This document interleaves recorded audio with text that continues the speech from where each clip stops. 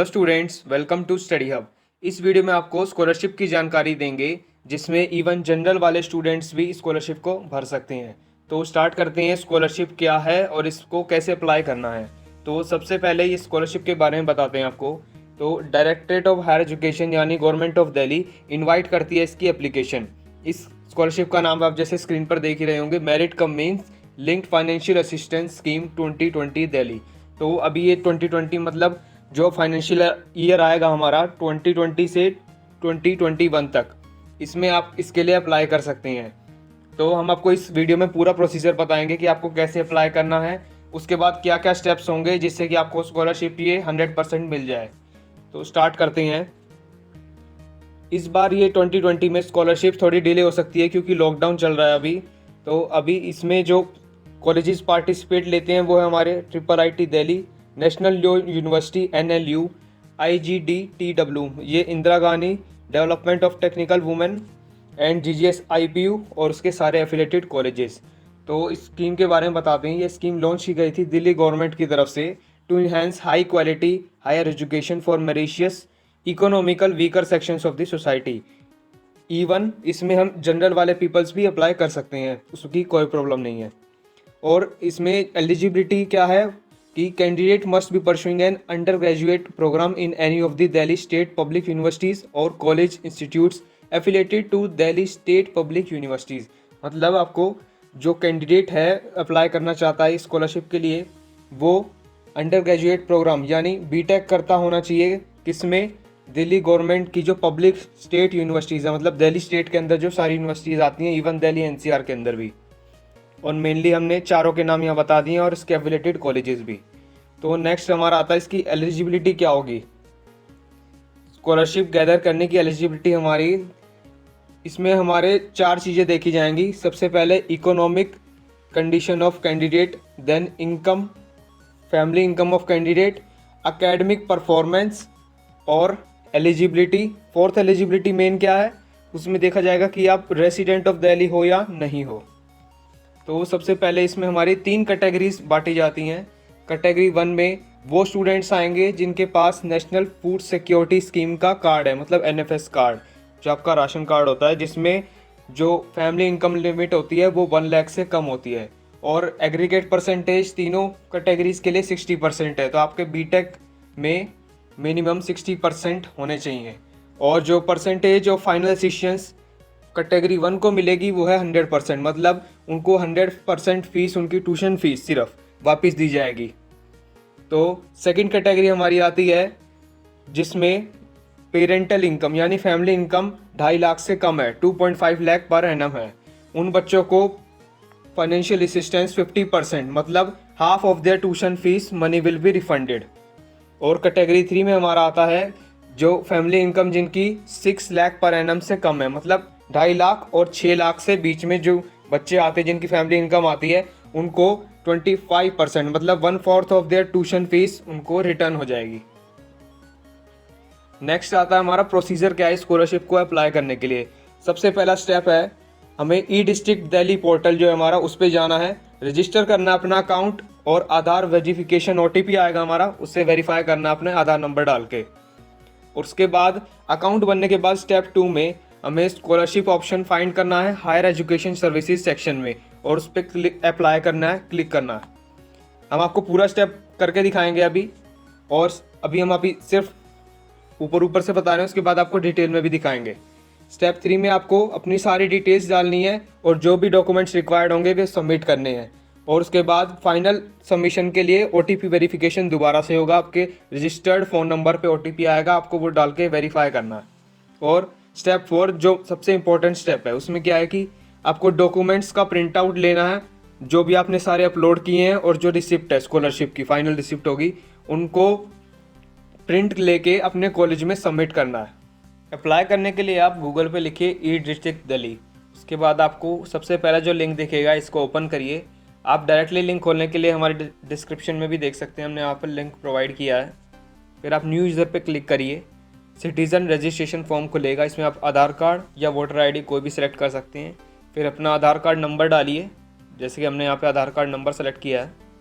उसके बाद हम क्या करेंगे, कैप्चा कोड डालेंगे। कैप्चा कोड डालने के बाद हम रजिस्टर पे क्लिक करेंगे और रजिस्टर करते वक्त आपका OTP आएगा, OTP ज़रूर वेरीफाई करिएगा। जैसे कि हमने रजिस्टर कर रखा है तो हम डायरेक्टली लॉगिन करते हैं, हम यूज़र ID डालते हैं, उसके बाद पासवर्ड डालेंगे। यहाँ पर हर बार हमें कैप्चा कोड डालना पड़ेगा क्योंकि हाईली सिक्योर्ड वेबसाइट है ये दिल्ली गवर्नमेंट की। देन ये हमारी प्रोफाइल खुल जाएगी यहाँ पे सबसे पहले मेन पेज पे। फिर हमें क्या करना है कि अप्लाई ऑनलाइन में अप्लाई फॉर सर्विसेज ऑप्शन को क्लिक करना है। क्लिक करने के बाद ये सारी सर्विसेज के ऑप्शंस हमारे सामने आएंगे। इसमें हमें ढूंढना है वेलफेयर ऑफ हायर एजुकेशन, जैसे कि यहाँ लिखा है हायर एजुकेशन, और इसमें हम 44 नंबर पे देखें तो हमारी स्कॉलरशिप है। यहाँ पर आपकी डिटेल्स पहले से डली आएंगी क्योंकि आपने रजिस्टर कर रखा है। उसके बाद आप अपने स्पाउस का नेम डालिए, स्पाउस के नेम में आप कुछ भी डाल सकते हैं। That's all. तो अब बताते हैं कि डॉक्यूमेंट्स कौन कौन से चाहिए। तो ये 5 हमें डॉक्यूमेंट्स चाहिए। सबसे पहला हमारा marksheet, copy of marksheet, certificate of pass class 12th। अगर आपने ITI की है या फिर आपने डिप्लोमा किया है उनकी भी आप रख सकते हैं, या फिर आपने 12th की है तो आप 12th की रखिए। तो सेकंड नंबर पे आता है हमारा, अब अगर आप SC ST कैटेगरी से बिलोंग करते हैं तो आप यहाँ पर अपना सर्टिफिकेट लगा सकते हैं। वो सर्टिफिकेट कॉम्पिटेंट अथॉरिटी यानी SDM या तहसीलदार जो होता है एरिया का, उससे साइंड होना चाहिए।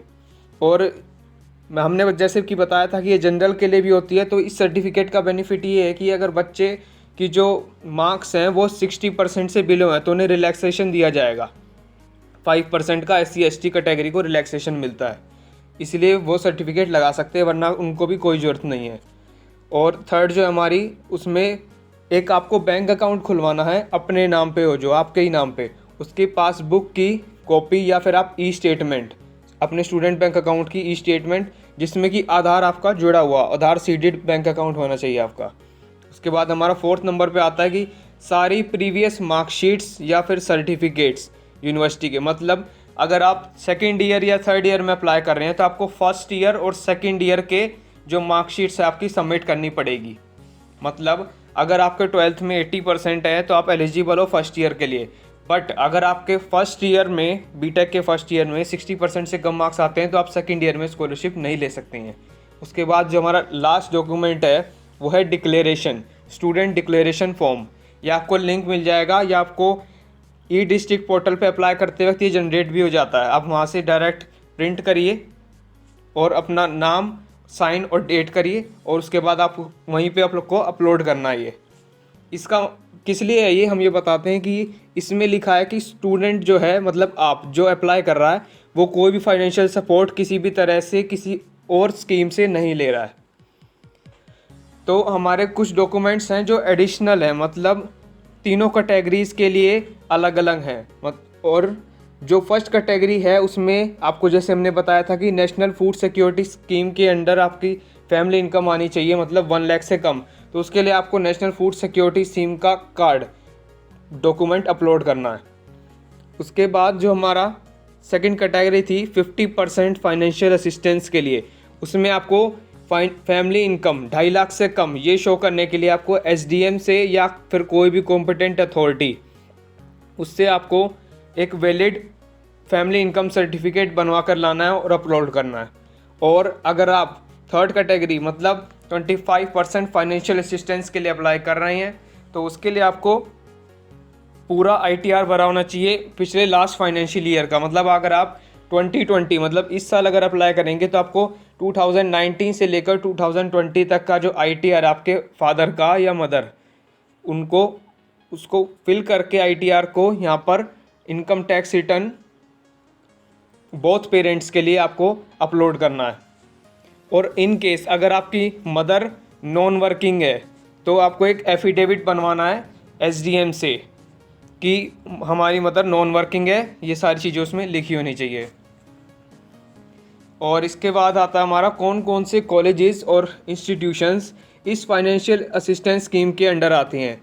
Ambedkar university, Delhi pharmaceutical science and research university, national law university, Indraprastha institute of information technology, Indira Gandhi Delhi technical university for women, Delhi technological university and Guru Gobind Singh Indraprastha university. और GGSIPU के सारे एफिलेटेड कॉलेजेस भी। आपको अगर कोई भी प्रॉब्लम होती है तो आप इन पे कॉन्टैक्ट कर सकते हैं।